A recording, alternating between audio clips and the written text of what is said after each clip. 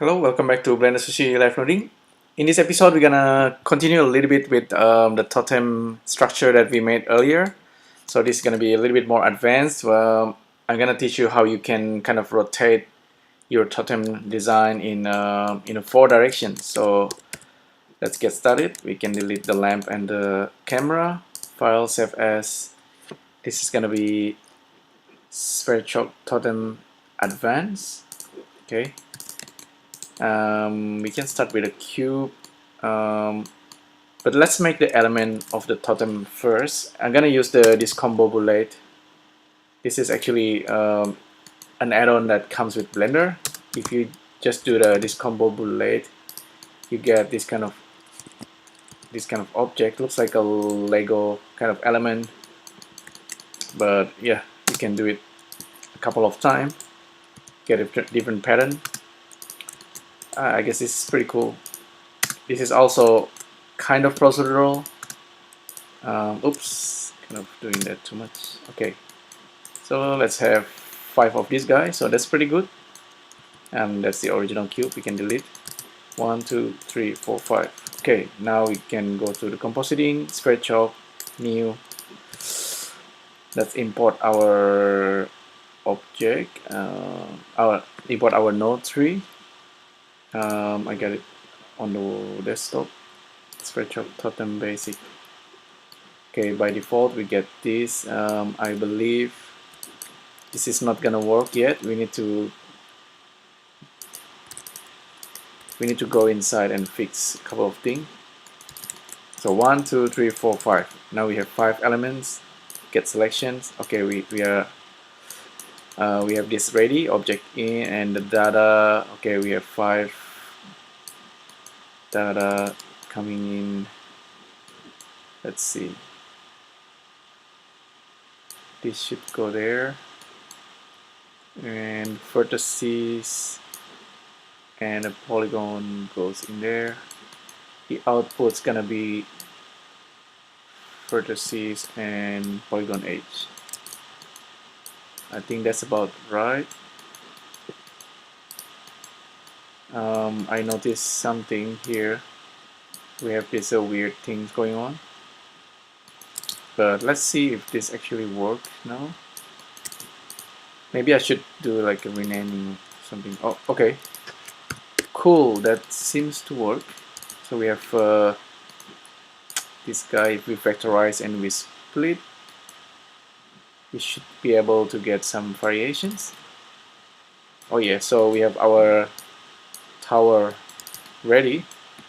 Each one of these is actually unique and different. How many do we have? 4. Okay, 4. This one size also 4.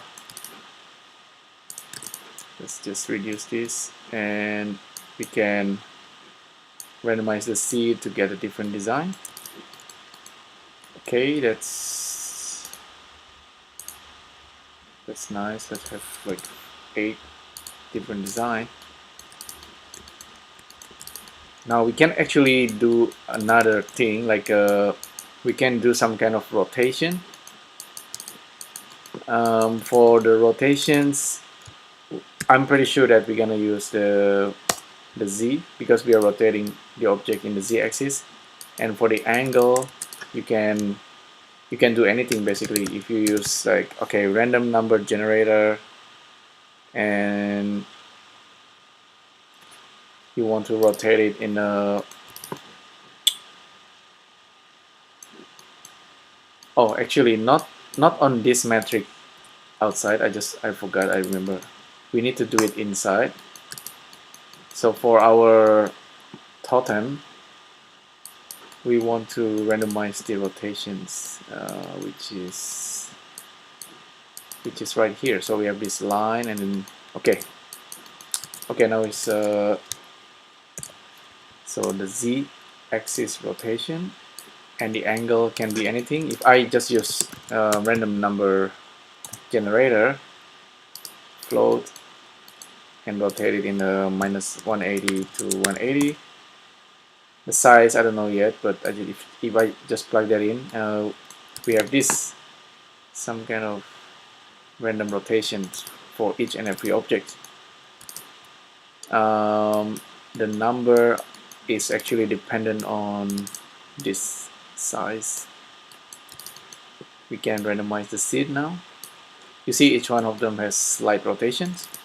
If you want the rotations to be like a kind of more like a corner rotation instead of like random rotations, you can tell it to rotate only in a certain angle.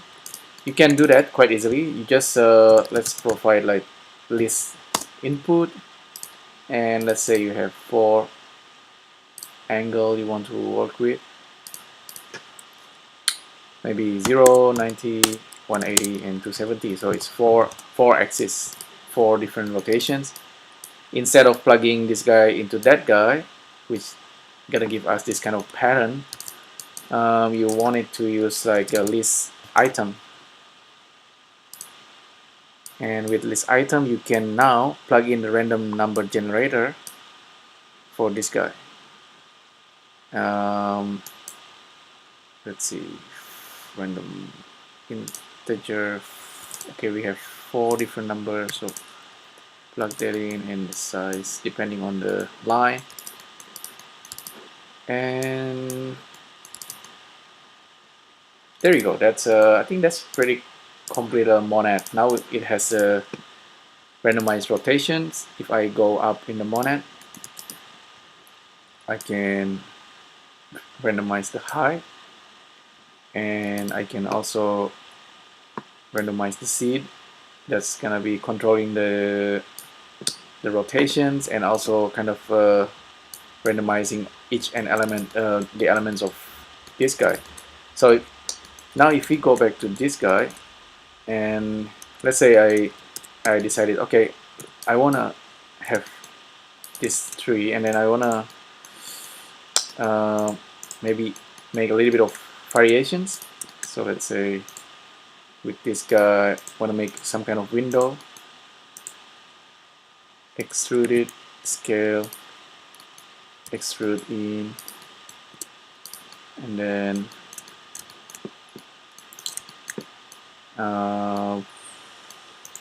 maybe here, edit, and then extrude it, scale, extrude in. And for this guy, maybe I have some kind of, actually I cannot have like roof, but I can have something at the edge, some kind of detail, weird kind of extrusion, but this guy might be able to connect with the other. That's probably too long, but it's I guess that's okay. Something like that, and then we can also add our own mesh cube. Oh well, maybe forget about the mesh cube. 1, 2, 3, 4, 5, 6. Now we cannot have anything on the top, unfortunately.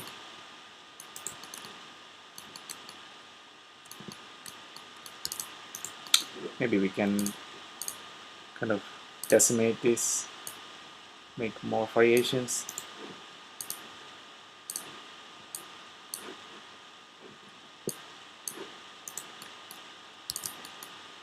Okay, now select all this, go into the monad, select our object, update, and see what we get now. Now we have a little bit more interesting design. So now if we hide this, and let's have more of this guy, like 8 by 8 or 8 by 12, and we have 96. For 96 we need to have 96 different seed, and also 96 variations of all the elements. This might take a while actually. Maybe just make it 48. 48.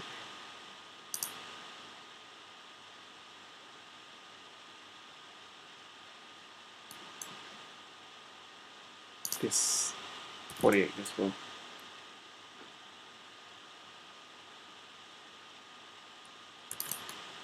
Cool. They're pretty. They're too organized though, but so because of this plane position, you can randomize the position a little bit, like random.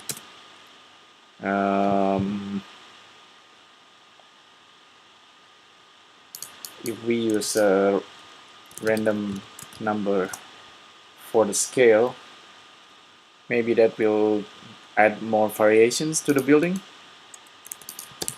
Vector in.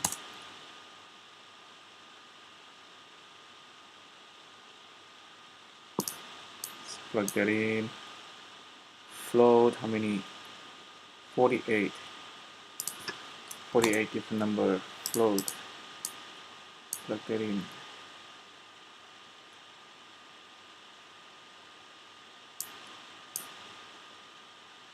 Random value between 0 and 1. Maybe we need to change that value.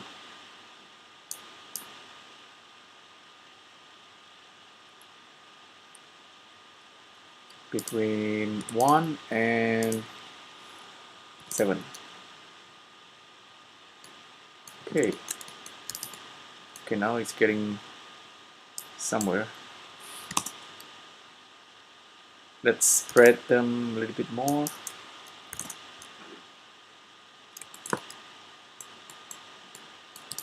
Still pretty arranged and organized. If you want, we can randomize further, but really this plane, I think, let's see, if we want to randomize this guy, we can use randomize input vertices, I guess, and randomize it in the X and Y. That's a quick one. You can also use noise, or you can also use like a remove double, kind of, because plane with remove doubles you get interesting variations. Or you can use for noise. So give point to randomization of the plane points, and if we update it,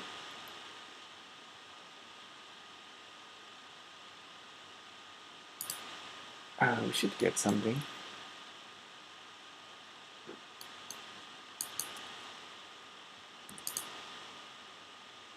There you go. It should be a bigger number apparently. Yeah, the mapping and topology is another thing, and currently we are scaling, so some of them kind of floating.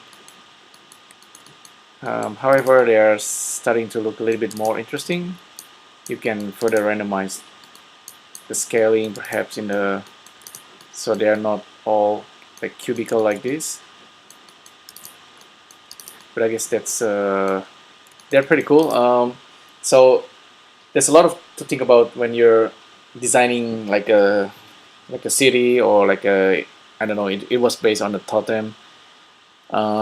If later on in the live noding I'm talking about how to design like a kind of like a robot structure, then robot structure also has its own quirk like, and yeah, it's a different kind of thinking, but we have a system here that's kind of enabling us to generate this totem. And I think I actually forgot to talk about the head and the base of the building that you can also create.